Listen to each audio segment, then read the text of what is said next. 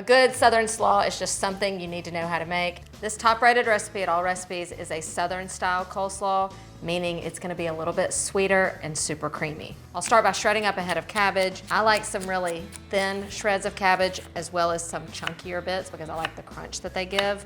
And I'm telling you, you can't beat the flavor of freshly chopping your cabbage instead of buying the stuff in a bag. See what I mean? That's a lot of cabbage for $3. Next up, and just like you see in those bags of coleslaw mix, some carrots. Instead of shredding these carrots, we are going to finely chop them. When you chop your carrots, you're gonna get a crunchier bite. And coleslaw, to me, is all about the crunch. That's what we want, our green crispy cabbage, little flecks of orange, and then I'm just adding in a couple tablespoons of chopped onion. And now let's make the dressing. Like any good Southern salad, we start with mayonnaise and, of course, sugar. I'm adding a little regular milk as well as buttermilk. A couple tablespoons of lemon juice, a couple tablespoons of just plain white vinegar, and then salt and pepper.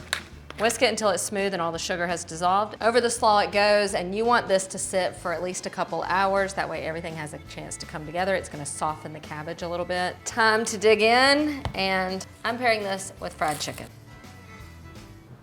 Hear that crunch? This really is so good. It's cold, it's crunchy, it's creamy, but not overly mayonnaise-y. Try it and let me know what you think. Happy summer. I was gonna say repertoire, but I know I must say that wrong.